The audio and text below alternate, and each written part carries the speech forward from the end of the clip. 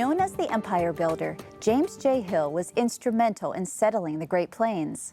Wielding the vision of a transcontinental railroad, Hill recruited immigrants to settle along his rail lines to create a market for his company. By the end of his life, Hill's economic dominance stretched from his headquarters in St. Paul all the way to the Pacific Ocean.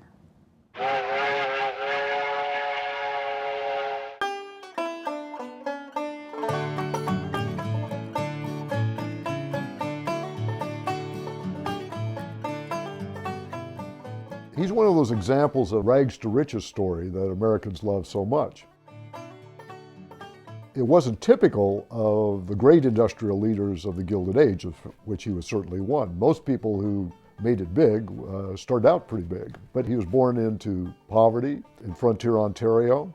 He had no backing. He had basically an 8th grade education. As a teenager, really, he left Canada, tried his luck or bummed around some of the Gulf ports, New York and elsewhere, and settled on St. Paul, probably for the reasons that most people who paid any attention in the mid-19th century knew. St. Paul's the high point of navigation on the Mississippi River. Fast developing, lots of opportunities, so it made some sense to try your luck there, and he was fortunate enough to be hired on the levee initially to work as a clerk and perform other duties in St. Paul. So he kind of stuck with it, if you will. And of course, this part of the world started to grow economically very quickly afterwards. He was working really as a forwarding firm. Steamboats would come up the Mississippi and then they'd unload them and then they'd transfer those goods, that merchandise, to stores, people, and so on. A good part of his first fortune, some of it is made in the steamboat trade, some of it is made in the coal trade. He's fairly prominent and certainly well off by the time he enters the railroad business at middle age. Hill was a great user of circumstance. When a panic or financial troubles would occur, the opportunity presented itself for Hill to acquire interest in these other businesses, and eventually simply built up a portfolio that was so big that he essentially controlled the market in the northern part of the United States. Really, railroading for James J. Hill was a second career. He became aware of the importance of railroad personally. Everybody read the newspapers, and certainly he did too. He knew railroads were important. The railroads, what I think of as the glamour industry of the 19th century. The best minds, most of the money, the best science, the best managers, the best workers, the best everything went into the railroads. Hill was interesting in that he used his own fortune. The Great Northern was not a land-grant railroad, so he did not have the advantage that other railroads had in that they were able to leverage the land given to them by the government. The strength of his will and his business acumen and his personal fortune built the Great Northern.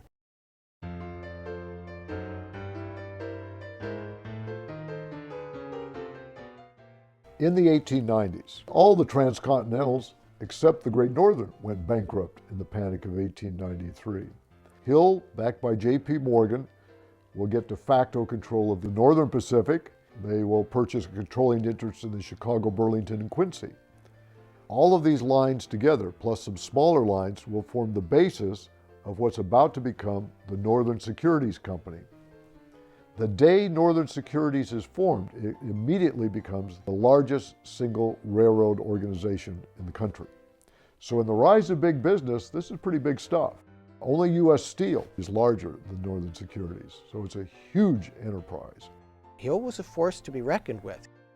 He firmly believed that this should all be one humongous entity, one railroad, and that was his dream, and it was the dream of empire. He was a very driven individual. He had a very large house in St. Paul on Summit Avenue, and I think he had that house simply to keep up appearances because I don't know how often he stayed in that house because he was busy moving around his system, busy making sure things were happening the way he wanted them to. He was, I guess, in what we would call in the 21st century, a workaholic. 7 days a week, he was very much on the ground, hands-on, saw in person what happened. If you think of some of the other great railroad leaders of the time, they almost never inspected the railroad properties anywhere. Hill was constantly on the railroad, his railroad, and particularly as it expanded, first to construct it to make sure things were going well, and then the operation of it to make sure things were running smoothly. He was a micromanager, I suppose, in our terms today. He had this kind of restless temperament that he was constantly building more and always involved in things. In one sense, even though he retired formally from the railroad, first as president and then as chairman of the board, in some ways he probably never really retired.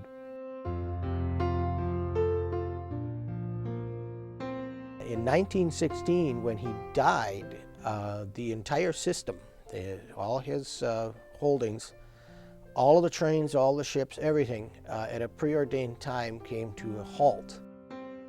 The engine crews dismounted, the ships came to a stop, observed 5 minutes of silence in honor of Mr. Hill.